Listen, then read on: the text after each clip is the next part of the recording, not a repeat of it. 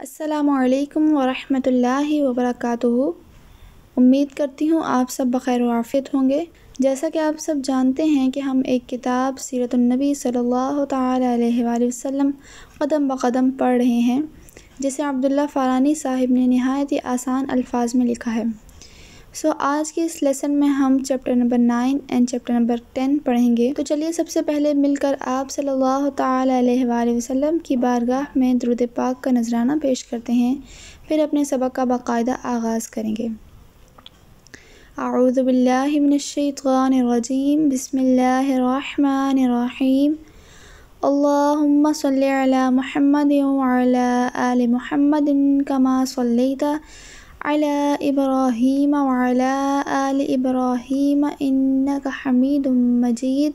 اللہم بارک علی محمد وعلی آل محمد کما بارکت علی ابراہیم وعلی آل ابراہیم انک حمید مجید۔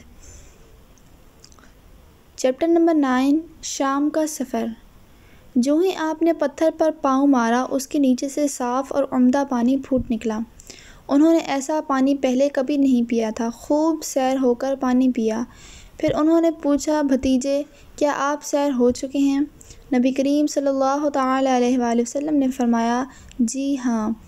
آپ نے اسی جگہ اپنی ایڑی پھر سے ماری اور وہ جگہ دوبارہ ایسی خشک ہو گئی جیسی پہلے تھی۔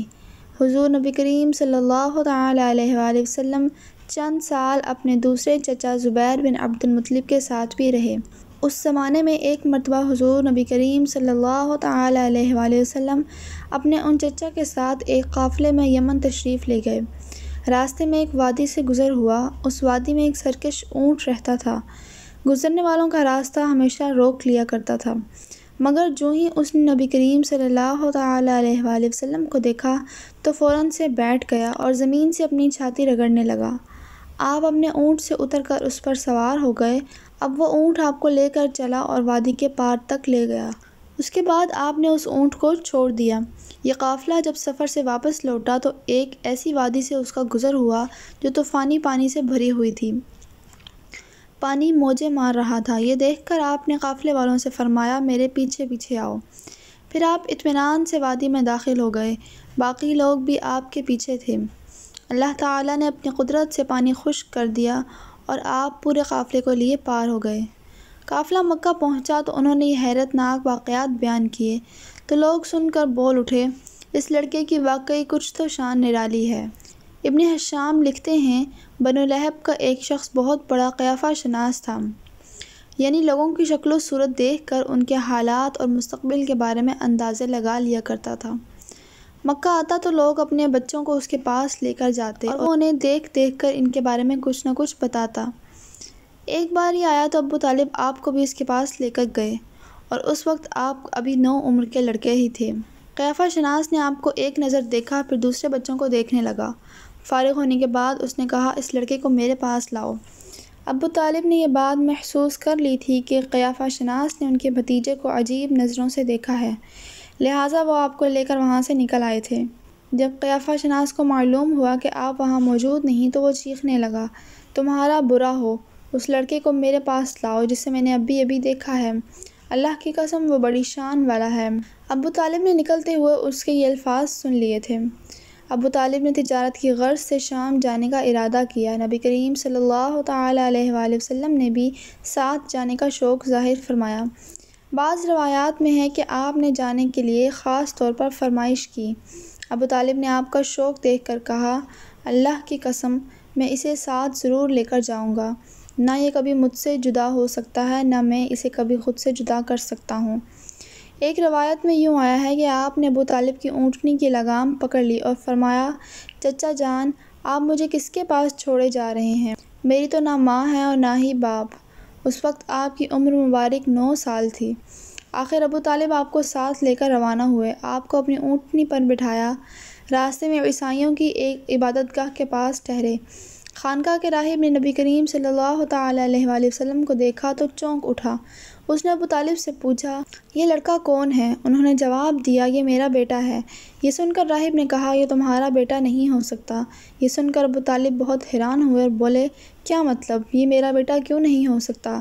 اس نے کہا، یہ ممکن ہی نہیں کہ اس لڑکے کا باپ زندہ ہو، کیونکہ یہ نبی ہے۔ مطلب یہ تھا کہ ان میں جو نشانیاں ہیں وہ دنیا کے آخری نبی کی ہیں، اور ان کی ایک علامت یہ ہے کہ وہ یتیم ہوں گے۔ ان کے باپ کا انتقال اسی زمانے میں ہو جائے گا جب کہ ابھی وہ پیدا بھی نہیں ہوں گے۔ اس لڑکے میں آنے والے نبی کی تمام علامات موجود ہیں۔ ان کی ایک نشانی یہ ہے کہ بچپن میں ان کی والدہ کا انتقال بھی ہو جائے گا۔ اب ابو طالب نے اس راہب سے پوچھا، نبی کیا ہوتا ہے؟ راہب نے کہا، نبی وہ ہوتا ہے جس کے پاس آسمان سے خبریں آتی ہیں اور پھر وہ زمین والوں کو ان کی اطلاع دیتا ہے۔ تم یہودیوں سے اس لڑکی کی حفاظت کرنا۔ اس کے بعد ابو طالب وہاں سے آگے روانہ ہوئے۔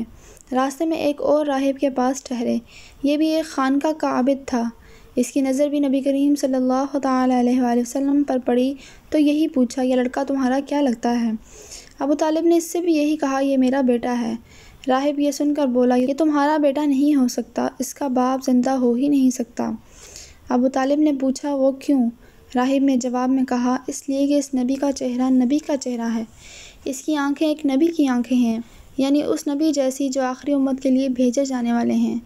ان کی علامات پرانی آسمانی کتابوں میں موجود ہیں۔ اس کے بعد یہ قافلہ روانہ ہو کر بصرہ پہنچا۔ یہاں بحیرہ نام کا ایک راہب اپنی خانقاہ میں رہتا تھا۔ اس کا اصل نام جرجیس تھا، بحیرہ اس کا لقب تھا۔ وہ بہت ہی زبردست عالم تھا۔ حضرت عیسیٰ علیہ السلام کے زمانے سے اس خانقاہ کا راہب نسل در نسل یہ عالم فاضل خاندان ہی چلا آ رہا تھا۔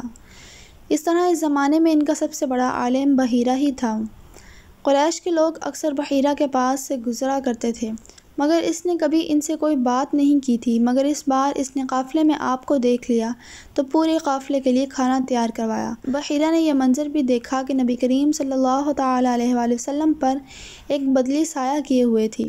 جب یہ قافلہ ایک درخت کے نیچے آ کر ٹھہرا تو اس نے بدلی کی طرف دیکھا، وہ اب اس درخت پر سایہ ڈال رہی تھی اور اس درخت کی شاخیں اس طرف جھک گئی تھیں جدھر نبی کریم صلی اللہ تعالیٰ علیہ وآلہ وسلم موجود تھے۔ اس نے دیکھا بہت سی شاخوں نے آپ کے اوپر جمگھٹا سا کر لیا تھا۔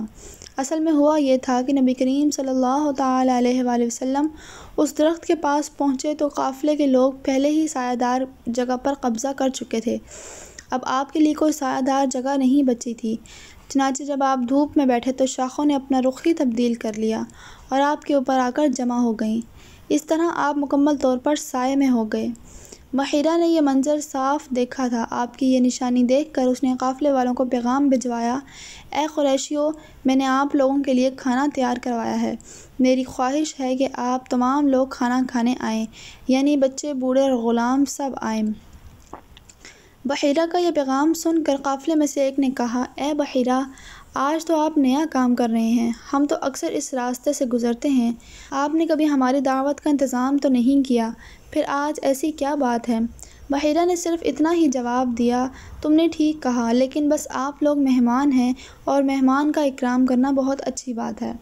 اس طرح تمام لوگ بحیرہ کے پاس پہنچ گئے، لیکن اللہ کے رسول صلی اللہ تعالیٰ علیہ وآلہ وسلم ان کے ساتھ نہیں تھے، انہیں پڑاؤ ہی میں چھوڑ دیا گیا۔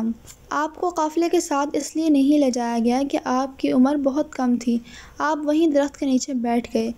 ادھر بحیرہ نے لوگوں کو دیکھا اور ان میں سے کسی میں بھی اسے وہ صفت نظر نہ آئی جو آخری نبی کے بارے میں اسے معلوم تھی، نہ ان میں سے کسی پر وہ بدلی نظر آئی، بلکہ اس نے عجیب بات دیکھی کہ وہ بدلی وہیں پڑاؤ کی جگہ پر ہی رہ گئی تھی۔ اس کا صاف مطلب یہ تھا کہ بدلی وہی ہے جہاں اللہ کے رسول ہیں۔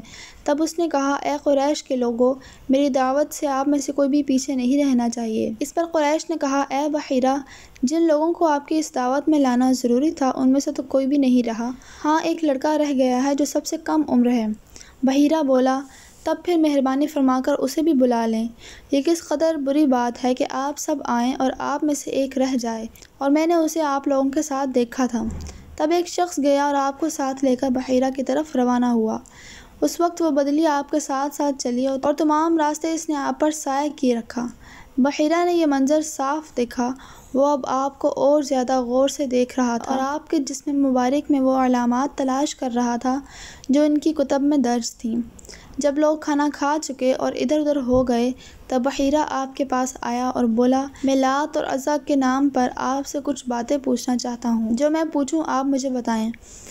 اس کی یہ بات سن کر آپ نے فرمایا، لات اور عزا بتوں کے نام پر مجھ سے کچھ نہ پوچھنا، اللہ کی قسم مجھے سب سے زیادہ نفرت انہی سے ہے۔ اب بحیرہ بولا، اچھا تو پھر اللہ کے نام پر بتائیں جو میں پوچھنا چاہتا ہوں۔ تو آپ نے فرمایا، پوچھو کیا پوچھنا ہے۔ اس نے بہت سے سوالات کیے، آپ کی عادات کے بارے میں پوچھا۔ اس کے بعد آپ نے آپ کی کمر پر سے کپڑا ہٹا کر مہر نبوت کو دیکھا۔ وہ بالکل ایسی ہی تھی جیسا کہ اس نے اپنی کتابوں میں پڑھا تھا۔